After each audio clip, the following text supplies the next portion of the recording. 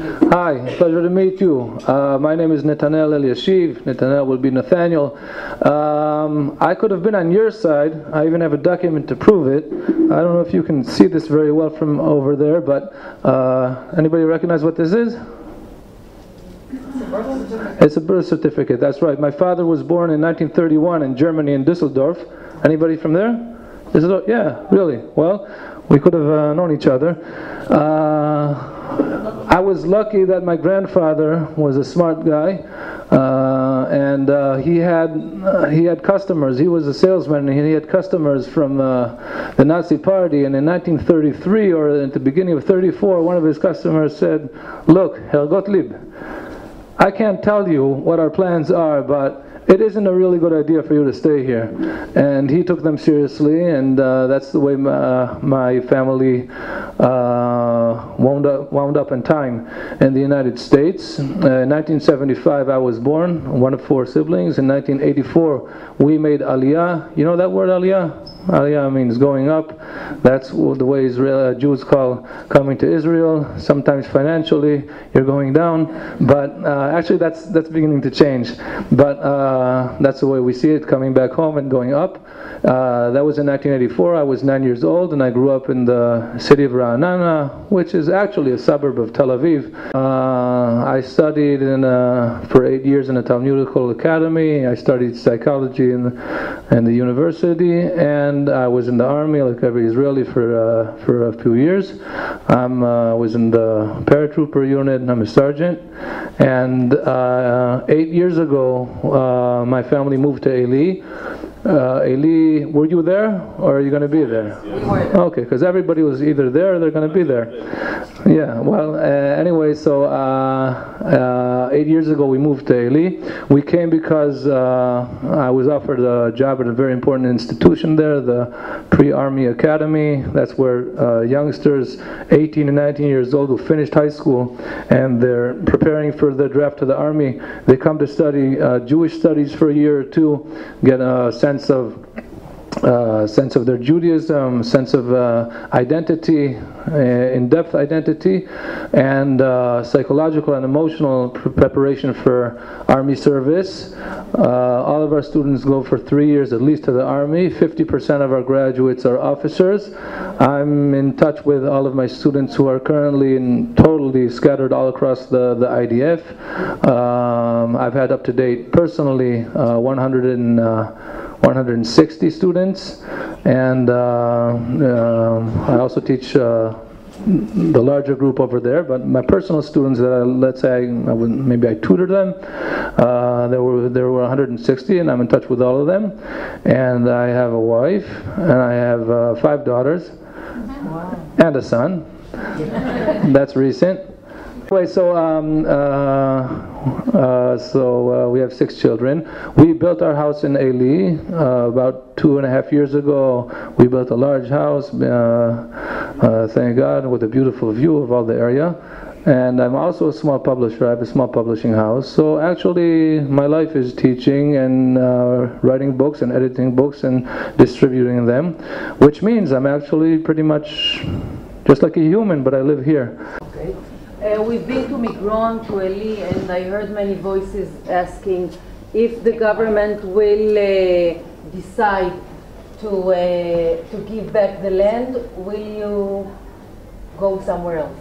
That's a great question for the 80s, and if I was in the 80s I would answer that question, because back then it was a relevant question, but it isn't relevant anymore, because what happened 45 years ago, I understand this is supposed to be more of a personal panel and not a political one, but you asked me a political question. Look, the two-state solution, which would be the only reason to evacuate places like this, it's a failure. We've been trying it for 45 years. It doesn't matter if I'm personally for it or against it. The majority of Israeli society would be willing to make a deal if it would be half decent. And we got to ask ourselves, it's been 45 years, and there have been over 100 plans. There was the Rogers plan, the 242 plan, and there was the Bush vision. I don't know exactly what kind of visions this man had, but and there was the Clinton. They all have different names, but it's all the same plan. The plan is always to make a Palestinian state here and kick the Jews out. That's the idea, and it's been a terrible failure for 45 years, and it's irrelevant because things have changed. Things have changed, and that's why it's important that you've been here. There are 700,000 Jews living on the eastern side of the Green Line. Israelis don't know this because they don't count all of them. They pretend that the Jews in East Jerusalem don't count, and they pretend that the other neighborhoods around Jerusalem don't count, and they pretend that the settlement blocks don't count, and that's why the way Israelis want to fool themselves into believing that it's still relevant. But the Palestinians don't see it that way, and if you count literally, check me. Google, I dare you to Google this. You'll see that there are 675,000 Jews now living on this side. And it's too late. And that's why it's about time people in the international community, and also the citizens of Israel, and also the Palestinians, face the reality. The reality is that we're two people on one land, and that's it. Now, if you ask what I personally would do, I would do whatever I would believe is good for my country. If I would think that my living in this area was bad for Israel, I wouldn't be here for even one day. All my life, I've done everything I can to benefit my country, and I would do whatever I think would be best for the country. Yeah, but if the Supreme Court will decide... Not Supreme Court, government of Israel. Whatever the government of Israel will decide will happen. And it doesn't matter what I think about that. Okay. I'm just saying that it's even childish for people to keep on speaking of the same things that they were speaking about 20 and 30 years ago, and not understanding things. You know, I was, as a youngster, I was in the right wing and everything, and when you're young, you're sometimes a bit extreme. I never supported, if you know, the Kahana party, or even the Rechavam Ze'evi transfer party. I never supported those groups. You know what? Even when I was 16 years old, why didn't I support them? Though I thought that the Jews are right and everything, because I knew it was not realistic, and we should face facts, and I knew that there were many Arabs living here, and I don't think it's moral, and I don't think it's realistic that they're going to just leave. They're not going to leave. You were in Ramallah yesterday, right? Can you imagine Ramallah disappearing, or everybody leaving Ramallah? Why should I never thought that. Well, it's about time people understand that 700,000 Jews on this part of Israel, they're also not going to leave. So we got to think of coexistence and improving. You know, the Jews always waited for the Messiah. That's why we didn't have a country for many years, because the Jews were always waiting for the Messiah to come. Until 100 years ago, people said, okay, when he comes, we'll accept him. But meanwhile, maybe we should do something for ourselves. The two-state solution has become the false Messiah.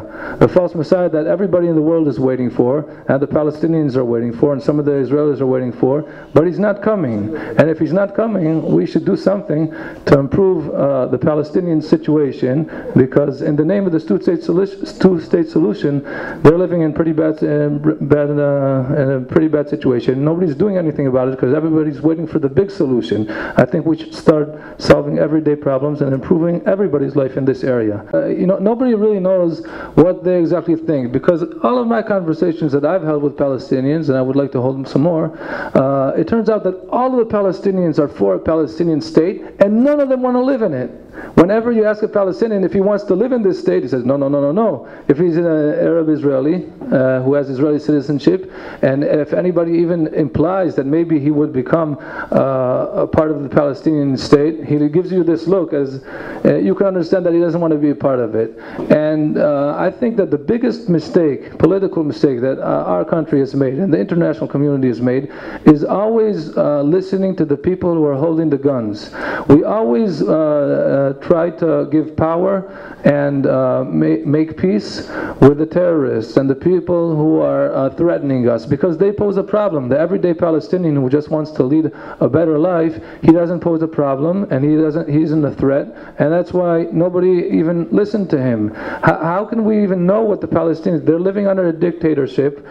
True that the dictator is currently wearing a three-piece suit and he looks like a nice guy, but it's a dictatorship, and I think that we should I think you, as a journalist, should do your best to try to speak not only with the official representatives of the Palestinian Authority, but to try to talk a bit off the record. If you're recording them and if you're filming them, they won't tell the truth because they're scared, they're frightened. Whenever a Palestinian is brave enough to dare say that maybe he doesn't want to kick all the Jews out, and maybe we can exist together, and maybe there can be other solutions, and things like that, he ends up being in a severe situation. Maybe they're Zionists that we don't know. I never pretended for them to be Zionists, but